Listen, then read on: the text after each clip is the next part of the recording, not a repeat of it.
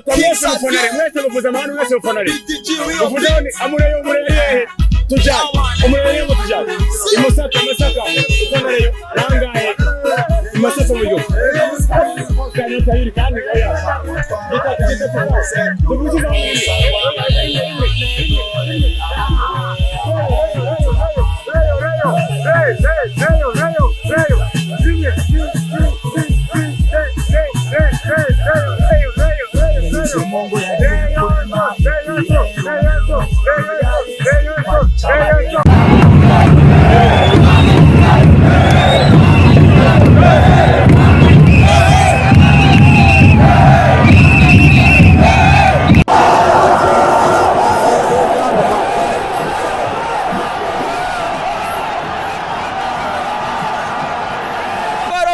nyuma yuko batwaye sekava Kagame Cup 2026 murabibona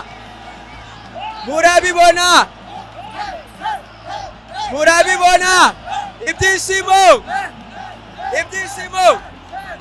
rwarutabura rimba gute ibintu ntibitabura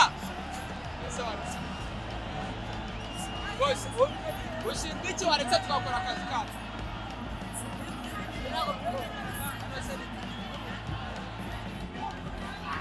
Ewana rwarutabura hano ibyishimo biramurenze amera nk'uguye igihumure umuntu ushaka kurahiza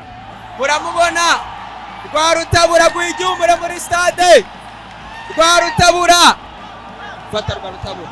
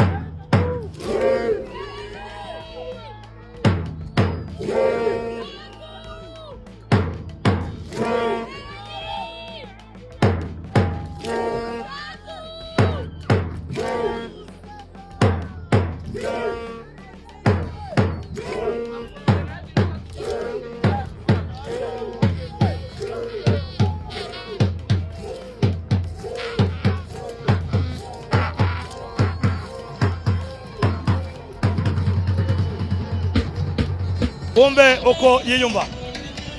Ndikumana Osman, congratulations one more time. Yeah, thank you, brother. So how do you feel right now on winning this trophy, this KAGAME Cup here in Rwanda? What is your feeling right now? It's my first time playing this competition.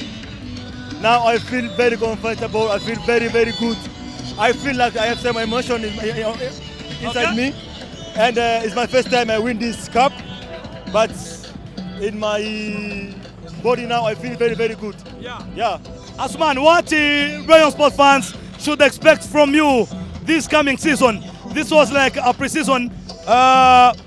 What fans of Rayon Sport should expect from you? Yeah, the pre-season was very good. With the team, you see we have the good player, and now we have a lot of work to do. We are going to work a lot, and we're going to work hard. I think I'm gonna make some minutes. I'm gonna do it very well. Message yawe Ibyishimo byamurenze Rwarutabura muramubona ibyishimo ni byose kuri Rwarutabura byamurenze agahinda ni kose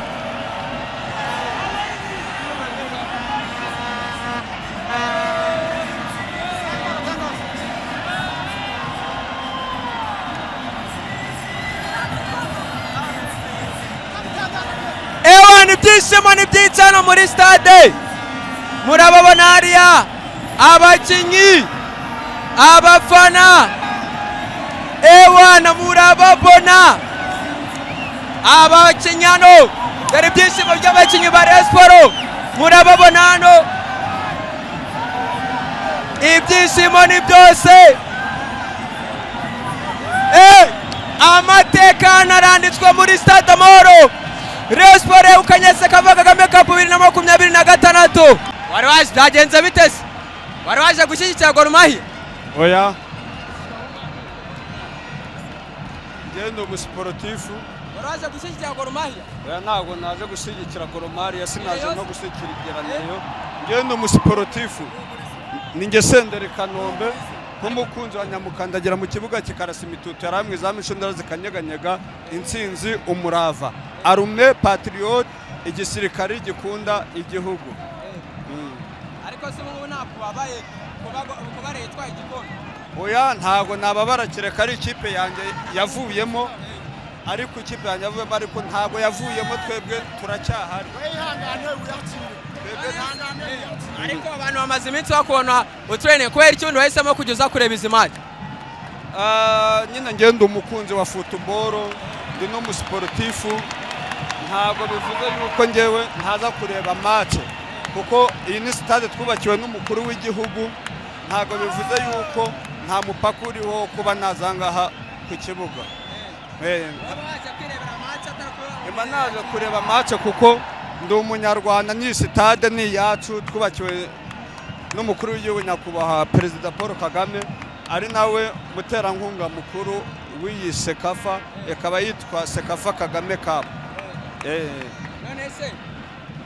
ariko ubu se ntabwo ari kwishimira yaba ari Gor Mahia yitwaye igikombe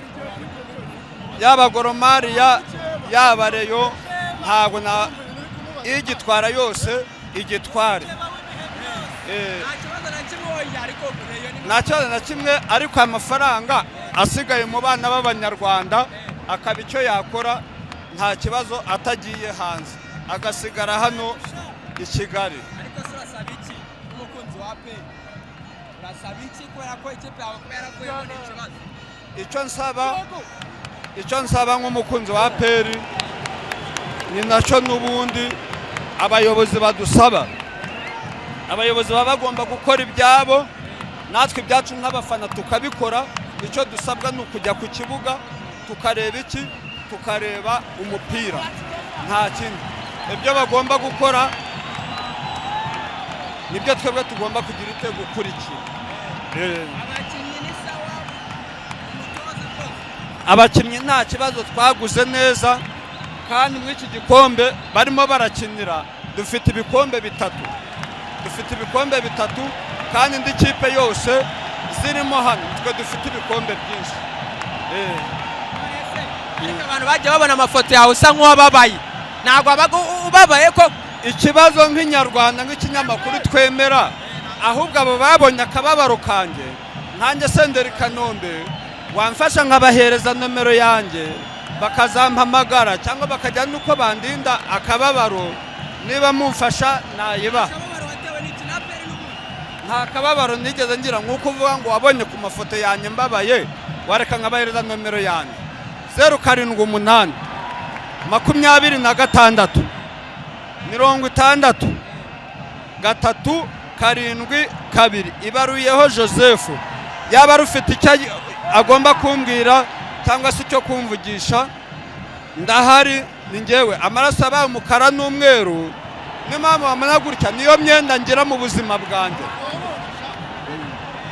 niyo myenda ngira mu buzima bwanjye yo kuba mfite baranyibye ntafuza imyenda nayanitse iyo niyo myenda nsigaranye mu buzima bwanjye no mama wamana kuri match zose n'ubundi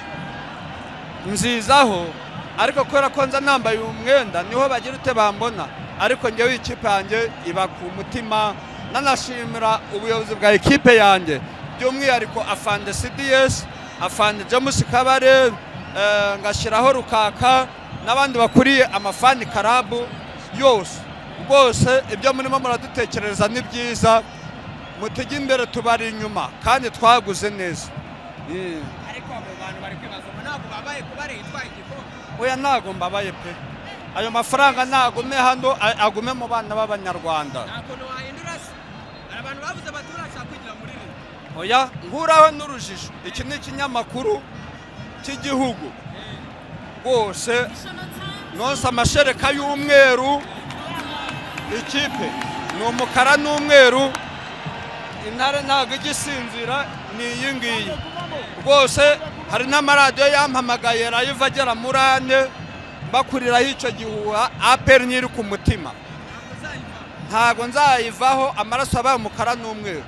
ngewe Senderi Kanombe afande CDS afande James Kabare n'abakunzi ba PRFC abakuru b'amafani Club n'umukuru w'abafana ku rwego rw'igihugu Colonel Kabagambe rwose ndahari ibyo bitangazamakuru bivuga yewe ndahari rwose ntimugire ikibazo ndahari ikipe ni